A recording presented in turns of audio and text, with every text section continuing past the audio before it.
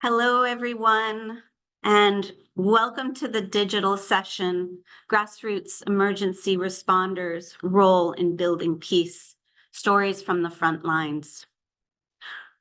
Please see the chat function if you want to hear this presentation in English or in Arabic. The instructions are in the chat. My name is Elizabeth Dallas, and I'm the Vice President of DT Global's Conflict Prevention, Stabilization, and Transition practice. I've worked for over 20 years on conflict prevention, stabilization, and peacebuilding programs, bearing witness to the devastation of war, as well as seeing sparks of hope in the face of extreme adversity. The need for humanitarian aid workers is growing as global crises are on the rise. An estimated 300 million people will require humanitarian assistance and protection this year due to disasters, acute food insecurity, and war. As violent conflict continues to expand globally, we are increasingly seeing grassroots emergency responders as vital actors, delivering meals, clean water, emergency medical supplies, and care, and evacuating communities out of harm's way. These emergency responders know the dangers of their critical work. They are routinely on the front lines, faced daily with the extreme inhumanity of war. Yet, they are driven by the need to provide life-saving emergency assistance to communities caught in the crossfire. Grassroots emergency responders look past the political, ethnic, religious, and other identities that often serve to divide communities. Instead, they see the shared humanity of those who are victims of war. And through the delivery of life-saving services, they work to build peace between communities. I am so pleased to be joined today by 3 emergency responders who will share their stories and lessons learned from their work on the front lines as peace builders in action. Refit al-Salah is the head of the Syrian Civil Defense, also known as the White Helmets. This is an all-volunteer organization created in 2013 to save people on all sides of the slit. The White Helmets pledge commitment to the principles of solidarity and impartiality. Over the past 5 years, the Syrian Civil Defense have saved more than 100,000 lives through their work. Next, Maysoon Abdallah Abdulmatib is an influential Sudanese community activist and a dedicated member of the Sudanese resistance committees. She founded the Bari and Khartoum emergency response rooms. Maysoon has contributed extensively to youth development programs, serving as a project manager at the Sudan Civil Lab and as a member of the Africa and Middle East Institute for Young Leaders. Lastly, Dina Urich is the co-head of the Direct Aid Department and board member of Helping to Leave. This is a Ukrainian organization focused on the evacuation of civilians from the frontline areas, Ukrainian territories under Russian occupation, and the Russian regions to which Ukrainian citizens have been forcibly deported. Thank you to the 3 of you, as well as our interpreters, for joining us today and providing your perspectives on how grassroots emergency responders can build peace. We will start today's session with our speakers offering their personal stories and insights, sharing best practices and offering recommendations for how we can overcome challenges that emergency responders routinely face in their work. We will then open up the session for questions. We know there is a tremendous amount of expertise among our virtual participants. And as such, we are really eager to have you join the conversation via the Zoom chat function. Please put your questions in the chat as they arise and indicate if your question is directed to a particular speaker. Maysoon, I would like to start with you. Can you briefly explain what the emergency response rooms are, the role of them in grassroots emergency response in Sudan, and how they were formed at the community level? And further, from your experience, how have you seen them directly used to bring communities together to build peace?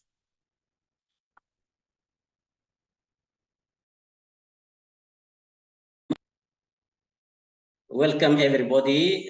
Thank you, Elizabeth. I would also like to thank the organizers for organizing this event, contributing to building peace worldwide. My experience as founder of ERRs.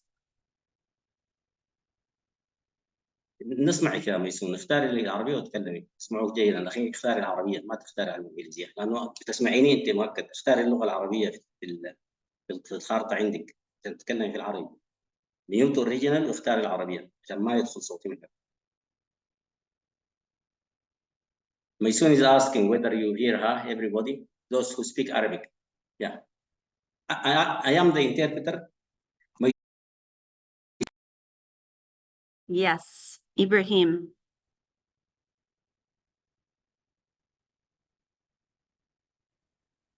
From my personal experience working as founder and working within the ERRs, actually during the first period of our establishment, we actually composed these grassroots committees to help the victims of the war, and also to actually the war erupted between the army and between the RSF. And as our work, actually, I work as a community activist, and there were certain assistance and aid actually provided by some young people who have been actually harassed during the demonstrations. On the first day of the war, I received at the end of the day one call from one of my colleagues within a certain hospital, and he told me that they have no medical supplies. And he asked me actually to try to find and to seek some medical supplies in order to provide first aid to some patients. So on my turn, I just contacted some doctors and some paramedics that I know and asked them to form a group, WhatsApp group. And this actually led to us founding the ERRs and also founding or forming a WhatsApp group that we can actually coordinate the delivering the medical supplies to those in need. So our work actually started as humanitarian aid suppliers or providers to women, to children, and to some patients. So we decided that we should form it in a better way, and accordingly, we also replicated the same experience from Bahri to Khartoum and then to other states that are facing the same issues.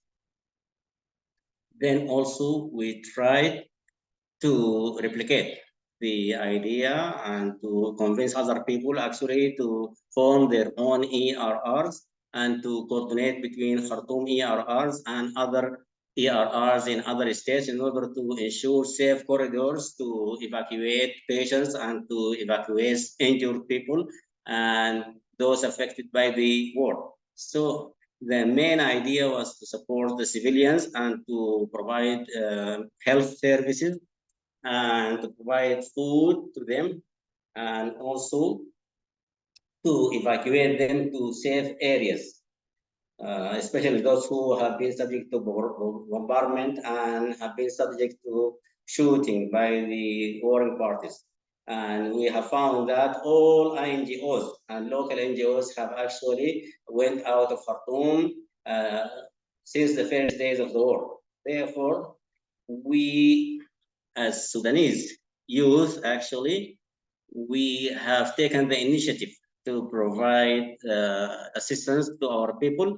And we have the resistance committee members who were very active, and they actually formed, they constituted the first seat of our emergency response rooms. And there was a great coordination between the resistance committees and our ERRs, that is the emergency response rooms. And actually, always the ERRs, actually, they have been actually very much concerned about peace building and about providing support, immediate support and immediate aid to their communities. I think they are we in the ERRs, we are working on the front lines, and we have been shot at many times.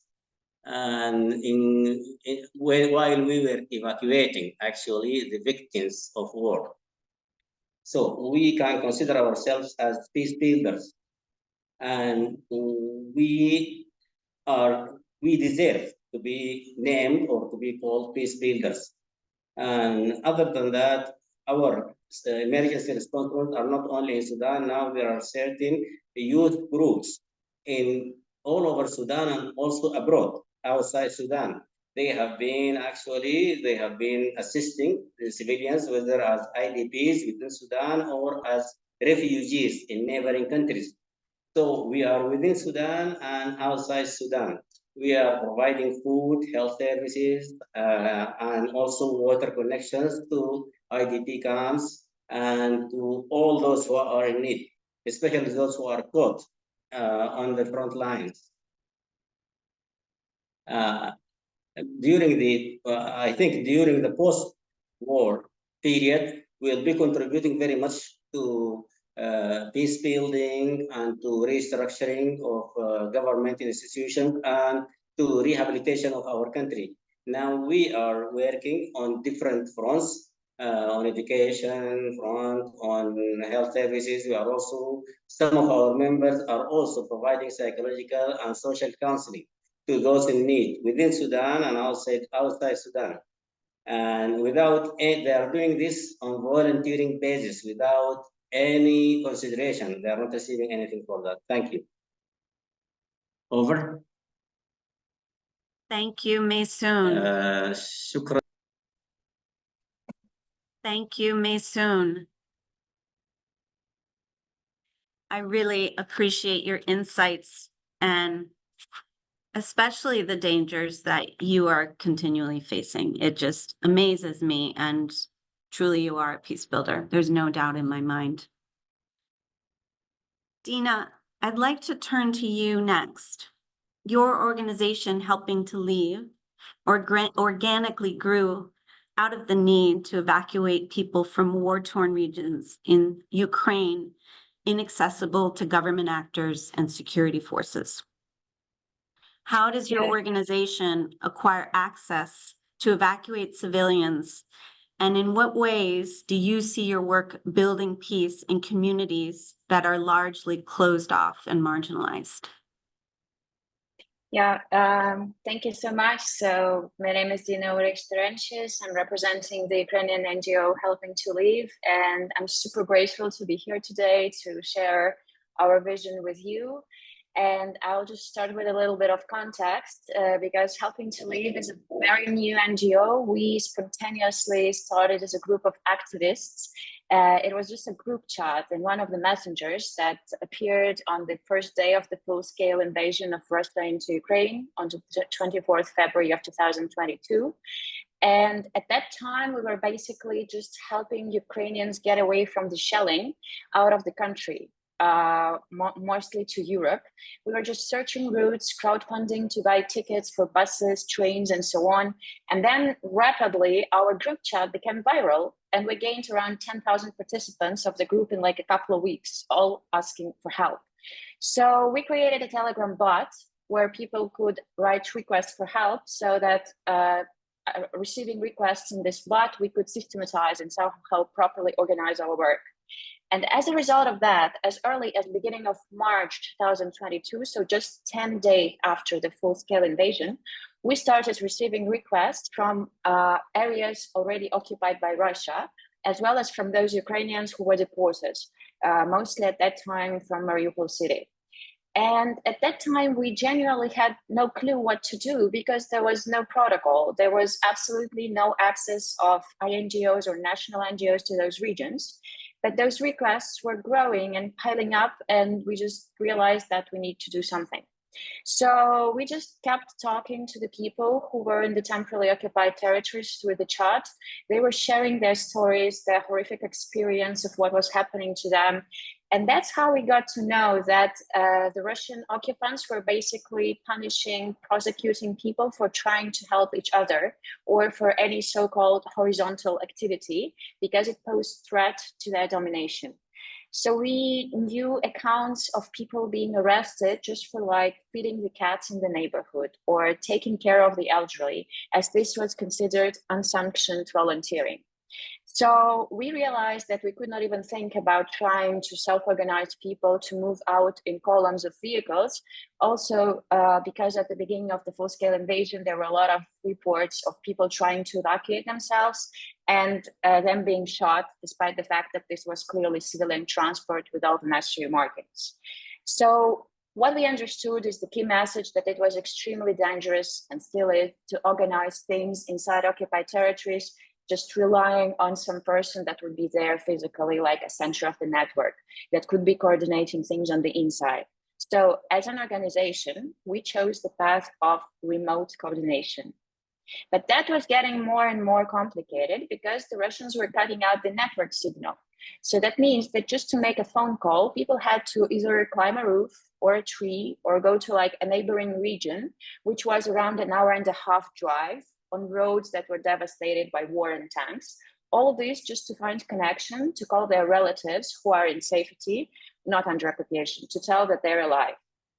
And then what happened is, this was just like spontaneous activity, that the relatives who were in safety they formed the little group chats of a certain settlement, a village or a town, to share the news. Because once a person calls from the occupation, you can also ask them about the others who cannot reach connection due to disability, for instance. How is Aunt Maria on house 21 on that street? Is she alive?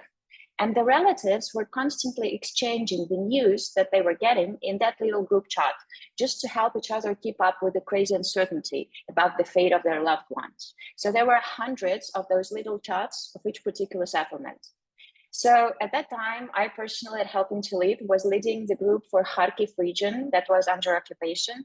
And we could do nothing because as of beginning of May 2022, there was absolutely no way out. All checkpoints of the Russians, they were just turning people back, not letting them out, saying they will shoot them if they proceed.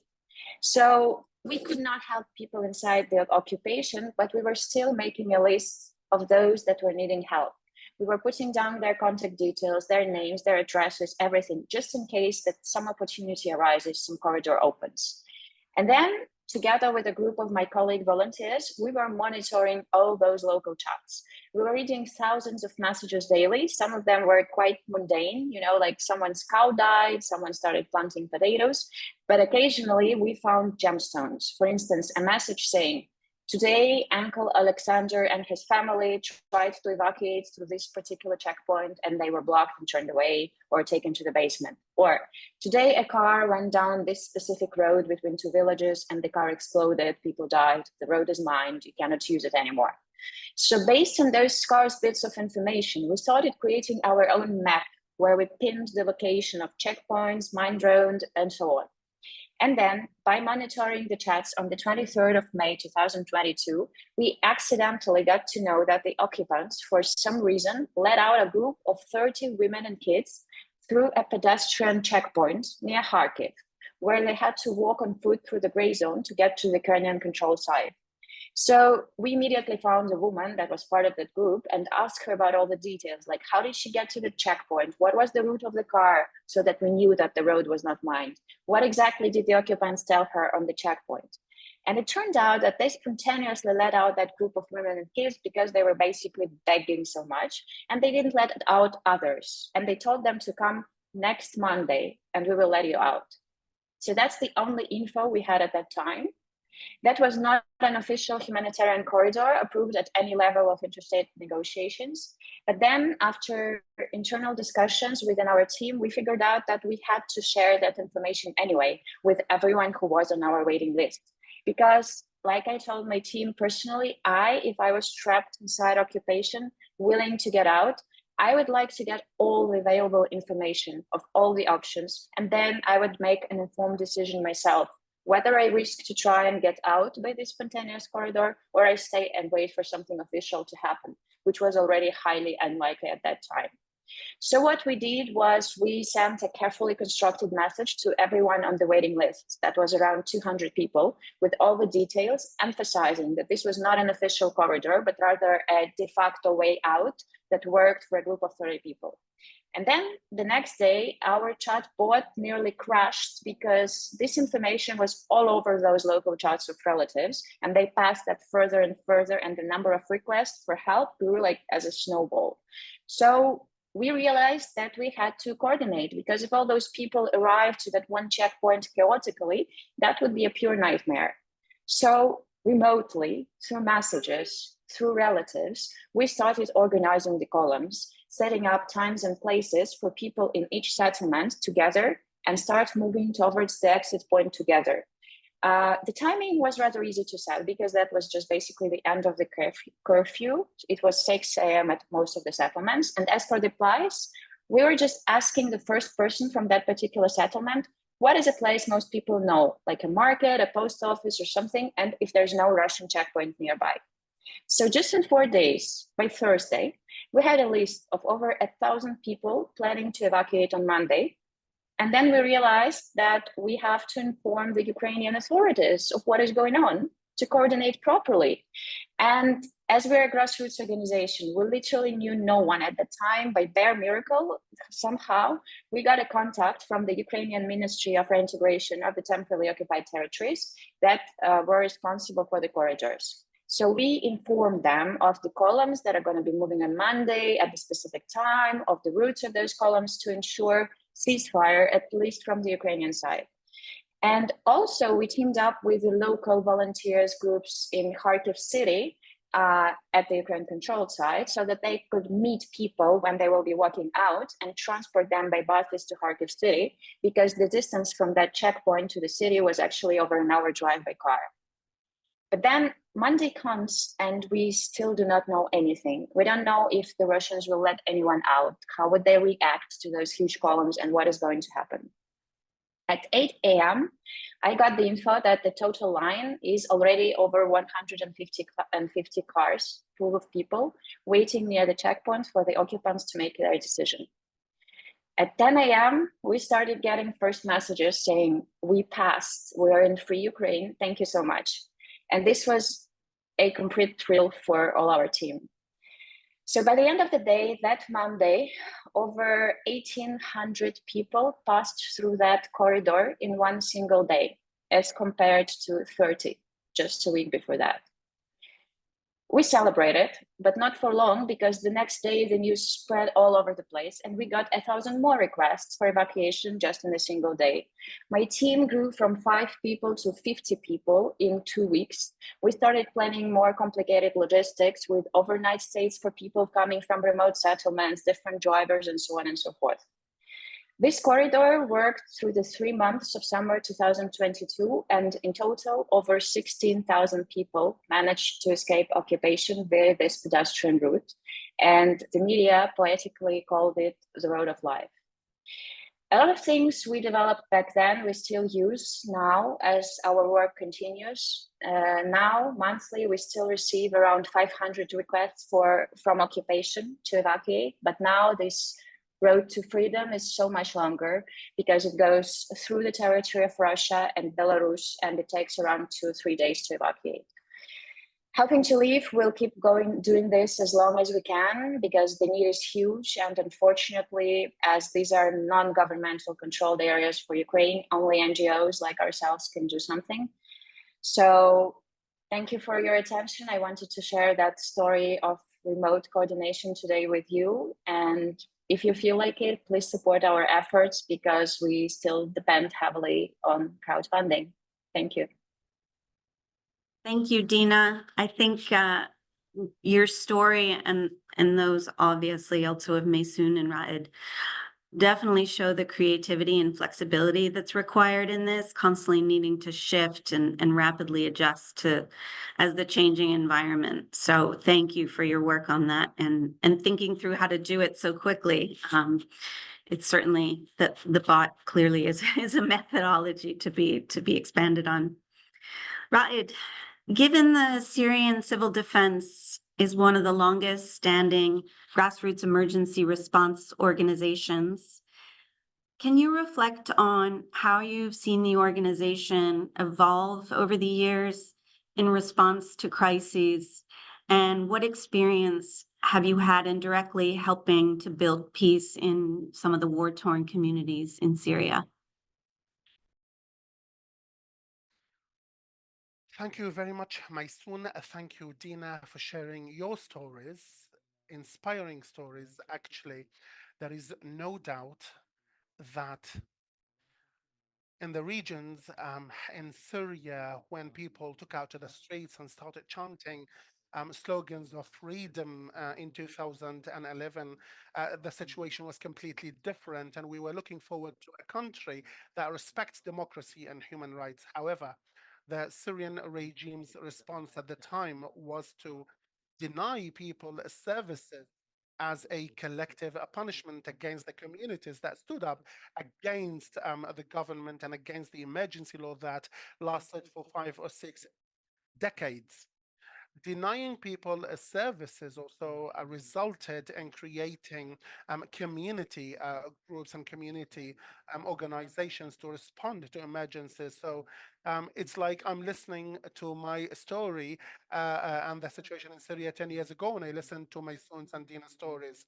So things were different. There were those organizations included people from all backgrounds, like carpenters, doctors, engineers. Even myself, I was a merchant. I was a tradesman, a businessman. But we started responding to those attacks by the regime, the bombardment and the bombing, artillery attacks, and we started rushing to save people from under rubble and provide them with relief aid. And a decade later, our organization has developed considerably, and now we provide all kinds of services like research and rescue, firefighting, ambulance. Now we have the biggest ambulance system in Syria. We have 170 vehicles operating on the ground. We also provide programs for restoring infrastructure, water networks, electricity networks. We are rebuilding schools. We are restoring schools and restoring hospitals.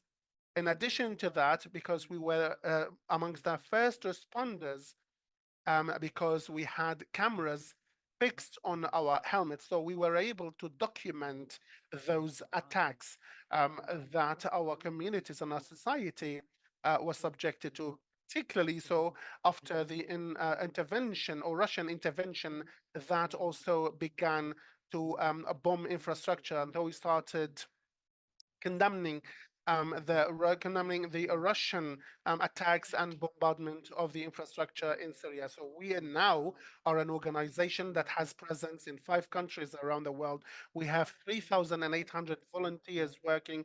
So far, we have saved more than 128,000 people from under rubble, most of whom are back to normal life. However, the tax that we have or we had to pay for this was massive.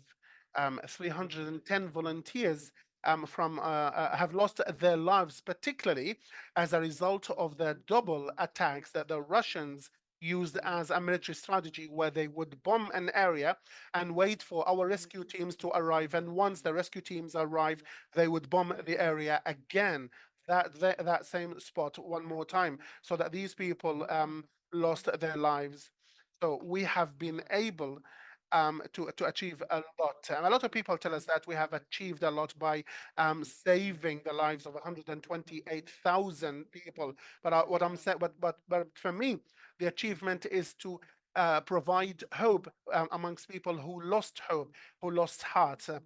And to strengthen the resilience. In 2015, 2 years after our organization was established, we asked people about who they expect to save them from under rubble when they are bombed. 85% of the people said that it was their relatives and their close friends that they expect to rescue them. And only 10% said that it was the white helmets, and 5% had no clear answer. However, in 2023, in the aftermath of the earthquake that hit Turkey last year, we asked people about who they expect they would rush to rescue them. 99% said that they would look forward to the civil defense or the white helmets teams to come and rescue them. And this is the change we have been able to make. In the aftermath of the 6th February earthquake, that was the biggest challenge for us. We were in a besieged area. There was no presence of any governmental authorities. Only the United Nations was shyly providing some aid. It was like the infrastructure was destroyed. It was an area that was ignored for over a decade. International teams have not been able to arrive to the spot right away. So it was us who were the first responders on the ground. On that day, I had collected the operation teams and told them that we have to prove to the world that the experience we have gained so far, we have to work hard. And we started what we call the golden 72 hours and the first a few days, and we saw that even children came to contribute and to donate their money and their savings, even like $50 or so. Everybody made everything available for us. All the community, all members of the community made everything available for us. At that point, I felt I'm no longer a head of an organization, but the president of the state, because everything was at the service of my hands, or at the disposal, at my disposal. So within the first 5 or 6 days in the aftermath of the earthquake, without any support from any international organization, we have been able to rescue so many civilians from under rubble, and we have saved so many lives. And we even offered to help other places and other environments with coordination with the United Nations, where we could go to areas that we had not access to. And people trust in us because of this. And this is based on this trust, we are able to build peace, and we are able to exert efforts to build peace, because we were providing our services to everyone, regardless of their religion, their ethnicity. We provided our services to the Muslims, to the non-Muslims, to the Kurds, to the Arabs, and to everybody, to all spectra of the Syrian society.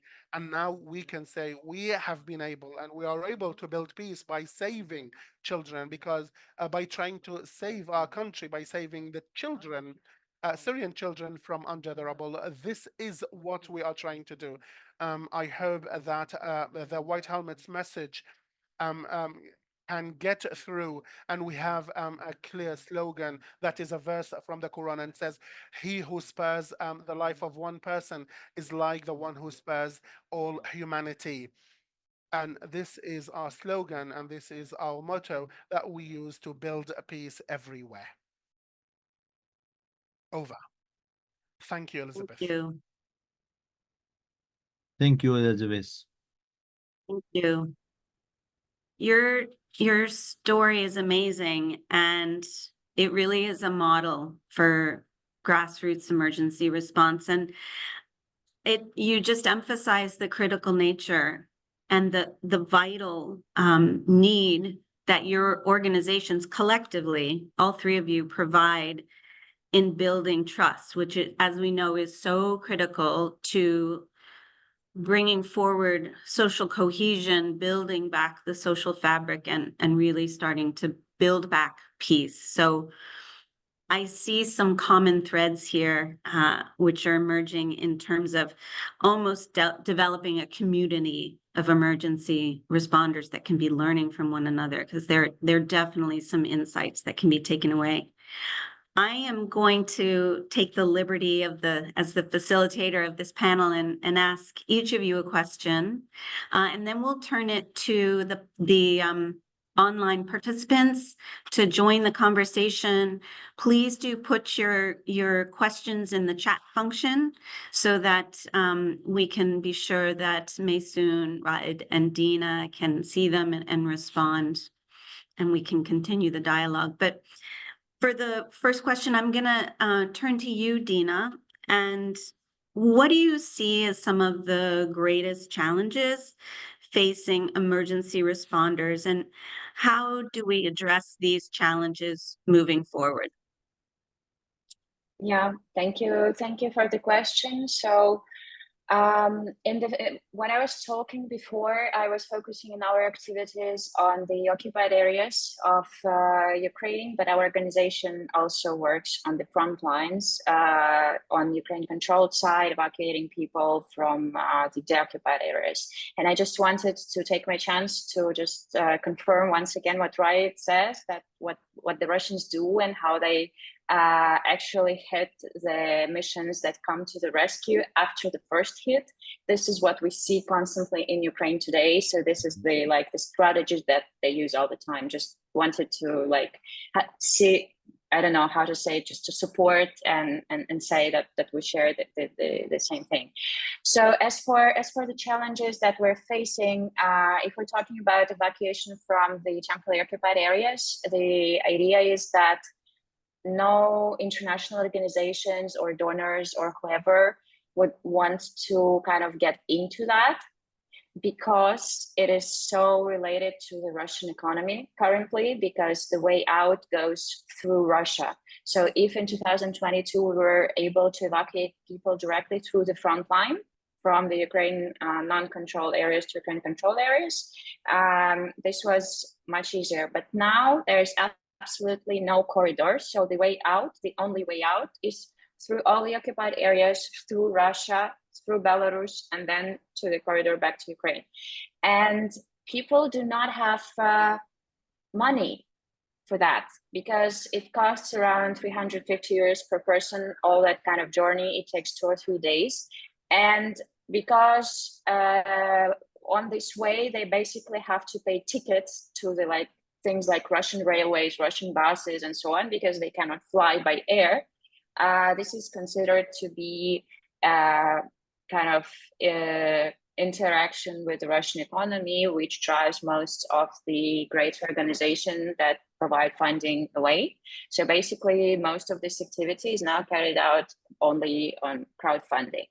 Another issues are people with severe disabilities and people that are elderly, people that need constant care.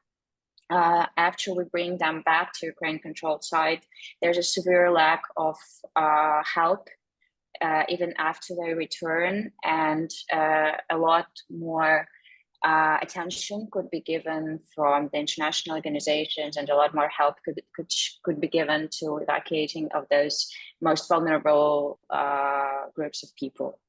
And as if we don't, this was just the second point. And the third, if I may, is when we talk about evacuation from the front lines and the Ukraine-controlled territories, then these are typical things that all the volunteer groups need, like protection, personal protection for the cars, ratios, Starlinks, and all those things that are currently being severely underfunded, unfortunately. So we have situations like in May, there was the second Russian offensive on the Kharkiv region, when they took part of the Vovchansk city again.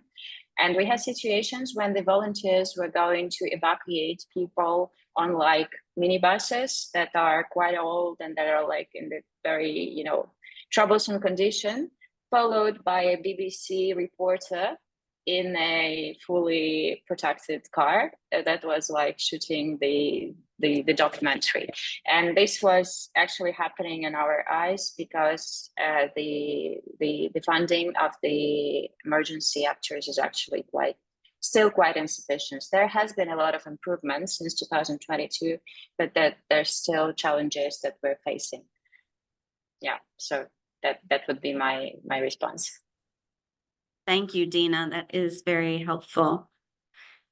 Raed, in your experience, what does the international community need to do to prioritize and further empower the support of grassroots emergency responders?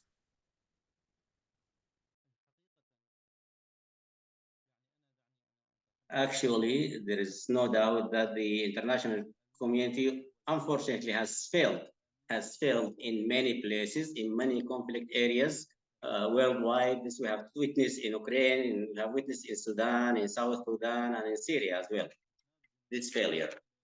And my viewpoint is that we should focus on localization. We should actually support the local NGOs, because the local NGOs are most capable in reaching out to areas that NGOs and other agencies cannot reach, because they have the flexibility, they have the ability to reach out to grassroots communities and to the local population. So with coordination with the local NGOs is very important, because the NGOs, they cannot reach out to all areas. So we should depend mainly on local NGOs, and this will help actually and will contribute to the stability of the areas, and also it will contribute to the development of the skills of the local peace builders in order to rehabilitate their places, to renovate them, and also to build trust between the volunteers, local volunteers, and the grassroots communities. And this will contribute to tolerance, and they will be accepted.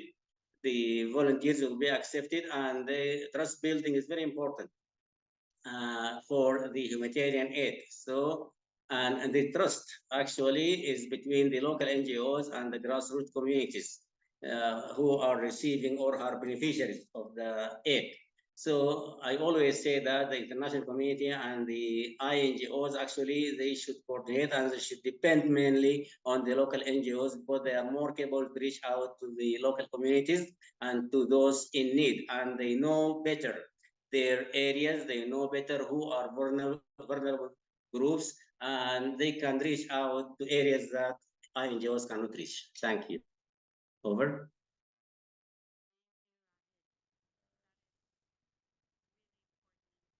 Thank you, Raed. That is really important in terms of the move towards localization, especially because of the amazing expertise that exists among the local NGOs that we need to leverage as we do this work.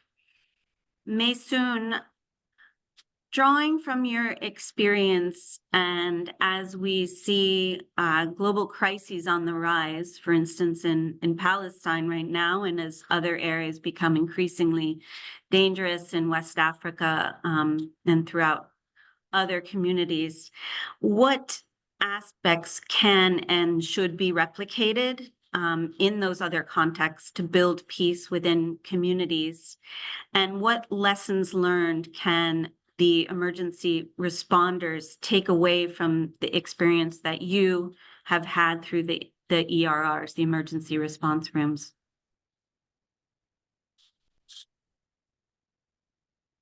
Thank you, Elizabeth. Thank you, Dina, and thank you, Raed, for the valuable actually presentation. Actually, it's almost similar to our experience. Through my experience working in the ERRs in Sudan, actually, I think that we as volunteers, we can build peace, and the ERR's composition or formation actually is based on grassroots communities, and actually response. Those rooms, they respond to the basic needs and requirements of those local communities or grassroots communities, especially that the NGOs and even the local NGOs, they have withdrawn from those areas. And later on, I remember that the first support we received was after 2 months since the eruption of the war. And now all the INGOs and local NGOs, actually, they recognize our presence as efficient and effective responders on the ground. So the ERRs now have been very actually effective in actually responding to many cases, not only emergency cases. And we are enhancing the peaceful coexistence between all components of the local communities, because we are doing that on volunteering basis. Actually, Dina, what Medina has mentioned, actually is similar to our experience. We are facing a lot of issues. We are facing a lot of difficulties. We are actually facing a lot of risk working on the front lines. For example, one of the most important things for us is that we need protection for our volunteers. Our volunteers now are the first responders on the front lines, but there is no protection for them. Nobody has provided for protection for them. No international protection. Not even the warring parties. They don't actually protect them, but rather they do attack them. And there are many killings actually registered among the volunteers. Many of our members have been actually murdered. They have been shot at. And they were killed actually. So this actually is causing a lot of pain to us. So protection of volunteers, I think the international community should pressure both warring parties to protect the volunteers. We are not party to, we are not taking sides with anybody. We are not party to the RSF or to the army, to SAF. So I think the international community should exercise pressure. They should put pressure on both parties. I was harassed myself. I was harassed because of my actually look, because of my looks, because of my features, because of my countenance, and I was also harassed by both parties, by the RSF and by SAF. And actually, they questioned me many times. They interrogated me whether I was affiliated with the other party or not, and I kept telling them that I'm not affiliated with anybody. And I told them that we are doing things on volunteering basis, and we faced a lot of problems. So these are some issues that we need to talk about. The other aspect that actually safe corridors should be established for humanitarian or for the delivery of humanitarian aid, because now most states are actually controlled by a certain party and they are not willing to establish any safe corridors for humanitarian aid. And now our people are facing famine.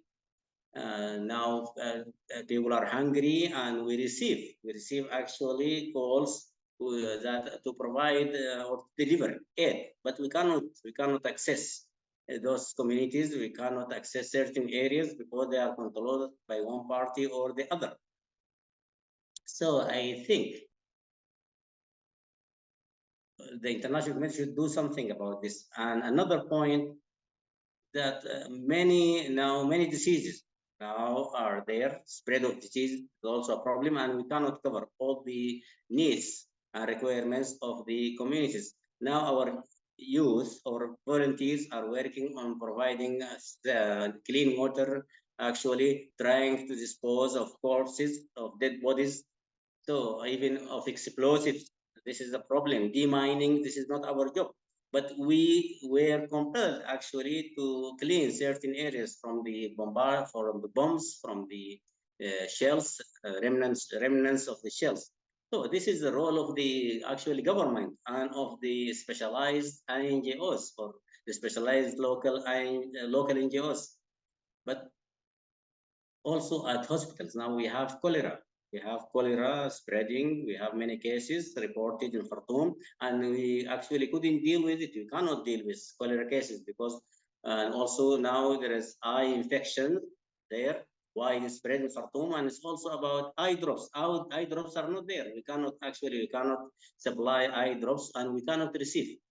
And now we have malaria also. Some people are dying of malaria. And yesterday we had a colleague, a volunteer colleague, and she was a lawyer. And yesterday she died because of malaria. She was standing in front of the ERR and she was instructing her friends and she fell, she fell dead.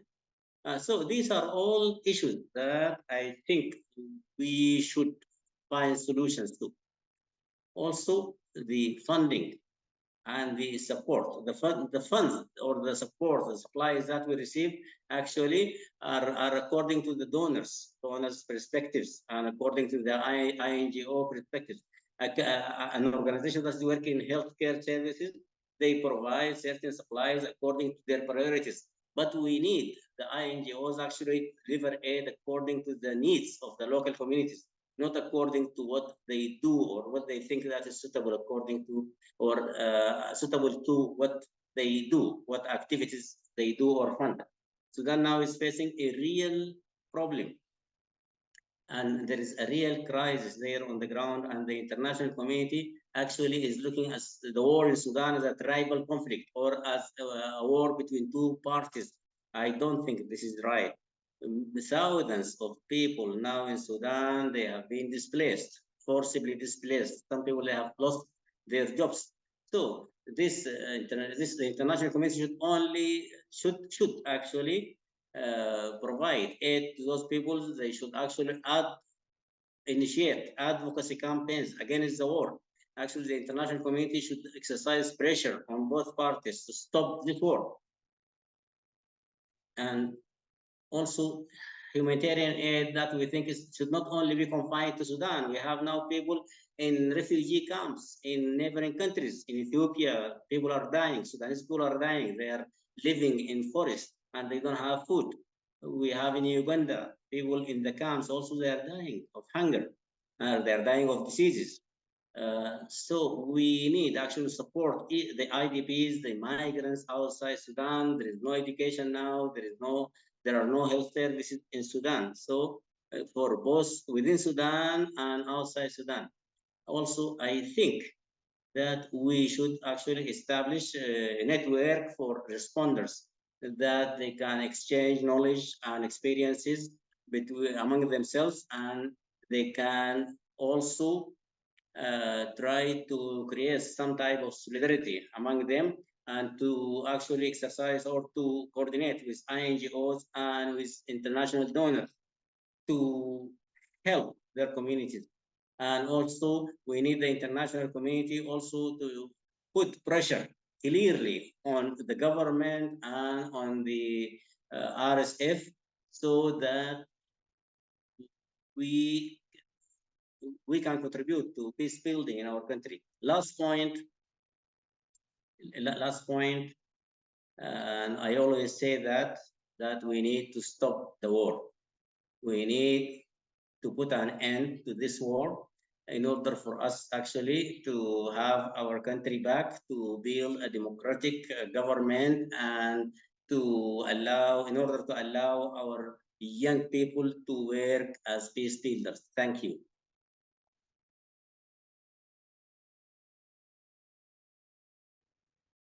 Thank you, Maysoon. That is incredibly helpful. There are several questions in the Q&A section, so we'll try and go through them with the time we have remaining. But building off of what Maysoon just said and what the three of you just said, I'm going to slightly adjust the first question.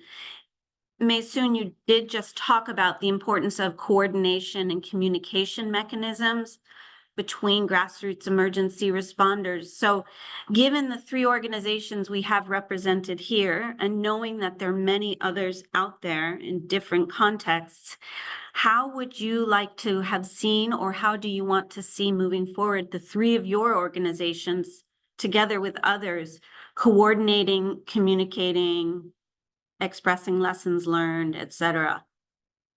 And that's to any of the three of you. Please feel free to jump in. I don't know, perhaps I could just add a couple of words here. Sure. So of course, in Ukraine, we also were facing the whole thing of coordination being super widely discussed, and how people need to coordinate with each other, especially when it comes to the local initiatives and the smaller NGOs that are national. I will be frank here. Sometimes coordination is then being used as controlling.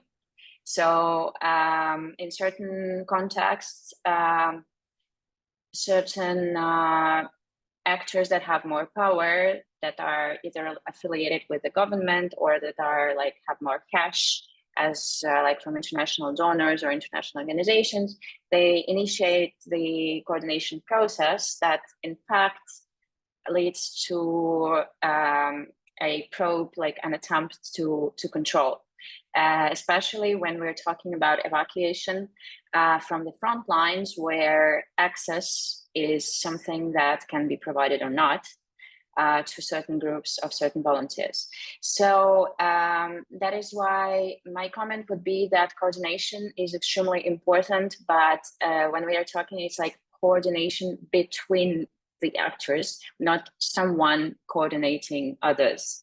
That's a huge difference for us. We see constantly how this landscape is moving back and forth, and certain attempts are being made. And we really urge the international community here to see and to interpret the term of coordination as in coordination between the local actors, between the local NGOs, or between the local and international NGOs, not as someone coordinating everybody else because they're the coordinators. That's super important message that I would like to mention. And if we're saying about how to implement that, the chat structures that exist, I think Maysoon also mentioned the WhatsApp chat that they were using. We were using other messengers and so on. And in general, that's a representation that helps to rapidly respond to things that are happening. And basically in Ukraine, we have chats of first responders for every frontline area. So it's just it's a chat with most of the volunteer groups present there, where you can share the request for evacuation and coordinate, I'm going to that settlement. Can you also pick up the two of people that called our hotline, and so on and so forth. And you don't actually need some, big coordinator doing that.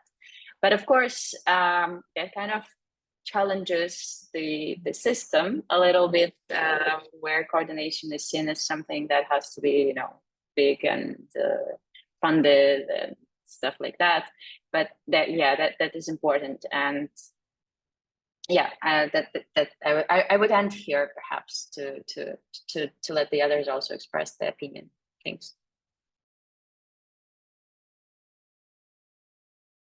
Maysoon or Raed, anything you would add to Dina's response?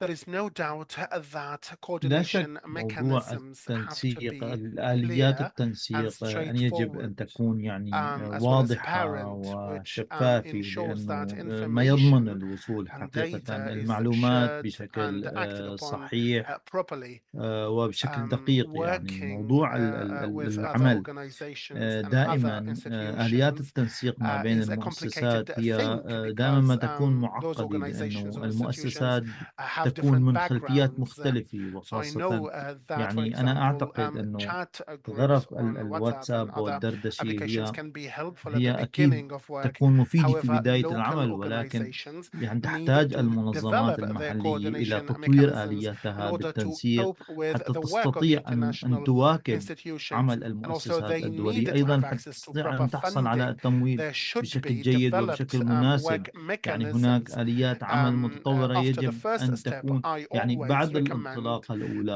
أنا أنصح المؤسسات different دائما institutions بعد in الانطلاقة the next الأولى steps والعمل because الحقيقة they الناتج when they عن start working they start اللهفة working they have والنخوة this مثل ما يسمى internal باللغة feeling that drives them العربية.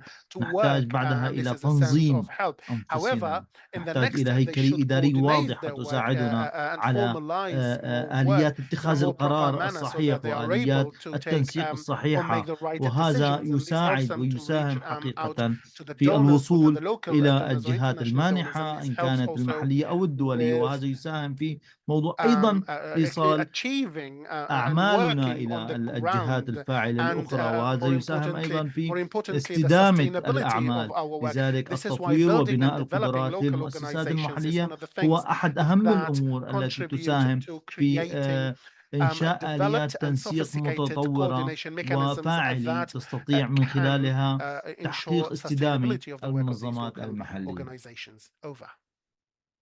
Thank you so much. Thank you. We have another question in the Q&A chat. It is directed towards you, Aed. What should donors and programs learn from your experience leading the Syria civil defense? And what are donors and programs doing right? And what could they improve? And what lessons should we draw out? And I would add to that, what's the bureaucracy and policies that are getting in the way that we need to address, we as the international community collectively?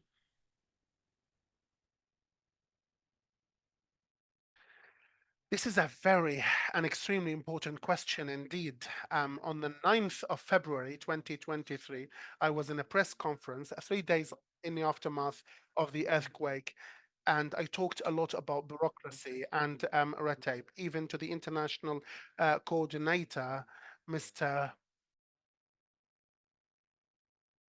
The head of the OCHA. I can't seem to remember his name, I'm afraid. However, I told him that your bureaucracy kills us. There is no doubt that bureaucratic work is important and it ensures transparency, and it ensures fighting corruption throughout procurement process and other works. However, this is all important. However, in cases of emergency and in emergency response, there have to be certain procedures and policies that go beyond those bureaucratic steps in order to provide effective response that helps and saves the lives of people. This is what I have learned throughout the journey of my work. On the day of the earthquake, I took emergency decisions in order to respond to about 5,000 or 6,000 people who were under rubble. We had to rescue as many of them as possible, and to be bureaucratic wouldn't have helped. This is why we have to have certain policies and procedures and mechanisms, particularly for the United Nations, to support emergency responses in a more a broad and a noticeable and evident manner, something that can really achieve the benefit from these responses. And this is what I always say. We have a high level of coordination with the donors, although we are very bureaucratic in our administrative daily work. However, in cases of emergency, we should have or should adopt different policies in order to address these issues.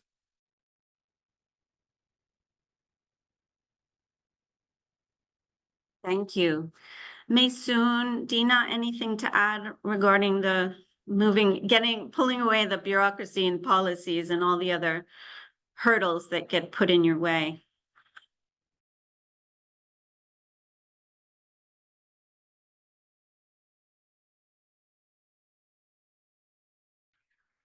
I would like to add a couple of points here, particularly in response to the challenges that we face now and about the role of the international community and how the international community can intervene. As I mentioned before, what we really need now is the protection of the volunteers. because the volunteers now are present, and they are present everywhere in Sudan. They have access to almost every area. However, the challenges that we face now is the lack of protection for these volunteers. Another point that I think we should address is the issue of coordination with the conflict parties, because now we face a real problem. Any volunteers are present in the area of either party are considered to be affiliated with that party, and this is why they are subject to violations as well. This is why the international community should address this and at least try to support or advocate for these people to put an end to the violations that these people in the emergency rooms are suffering from. And the last point that I would like to add here is the lack of support for Sudan, because now there is a famine and starvation and diseases are spreading in Sudan. So we have to address these issues, particularly by people who are inside Sudan or those who are outside of Sudan. Thank you. Over.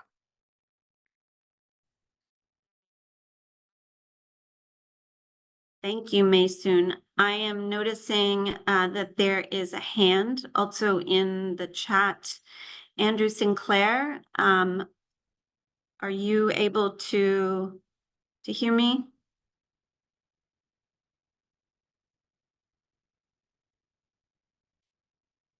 It's not allowing me to. Okay. I'm not sure, Andrew, if I can get you off mute, but if you want to put it in the chat, or maybe perhaps it was the answer that was provided earlier. We're almost out of time. Dina, and then Maysoon, and then Raed, I'll give you the final word. If there's any last comments you want to make to participants and give some guidance and advice moving forward. I would just like to thank you for this amazing opportunity to share.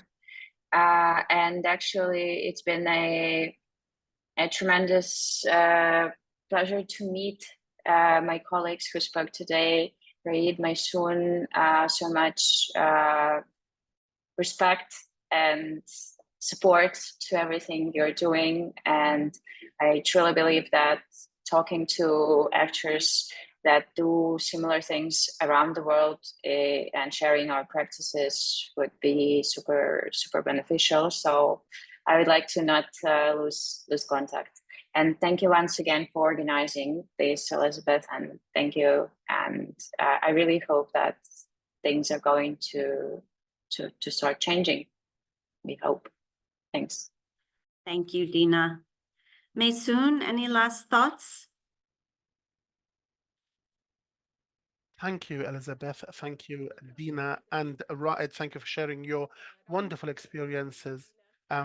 We did exchange experiences here. I would have hoped to include more people from other contexts and other experiences, Russia and other countries, and any country that's suffering from wars, so that we give more chances and more opportunities for those people to participate. So I call upon DT Global to maybe conduct a physical or in-person meeting where you can bring about all people who are interested in humanitarian work from different backgrounds and different contexts, so that they can exchange their experiences, because this is very important. These experiences can be very beneficial for each context. And the last point I would like to share with you is a sentence that I keep repeating, and this is like humanitarian supporters and workers use diplomacy, of course. However, they are also advocates for humanity. So thank you for allowing us to share our experiences with you, and thank you to all those who have been listening to us. Thank you.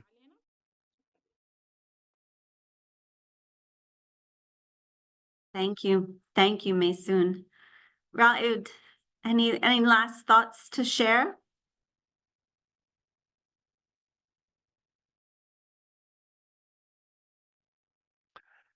Thank you very much, Elizabeth, for giving us the opportunity and for listening to Dina and Maysoon and listening to their inspiring stories from these different contexts. I'm very happy and very proud of all humanitarian workers everywhere, and I'm proud that I am part of this.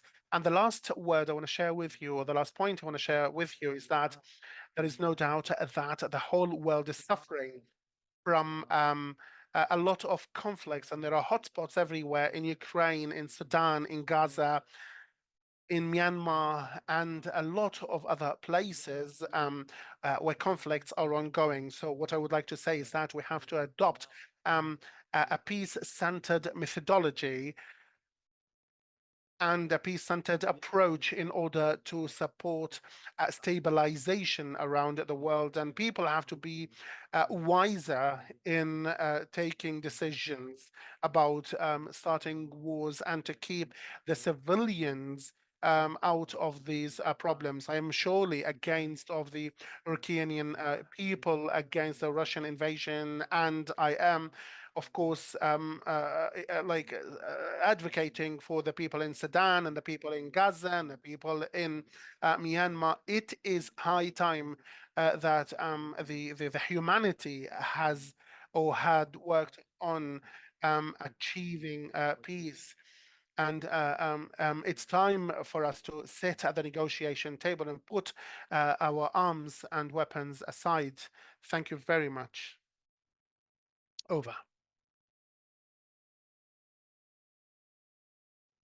Well, thank you to the three of you for such inspirational presentations and for the work you do in the emergency settings and responding to these crises, and most importantly, also building peace, trying to set up the parameters and the frameworks to build peace within communities.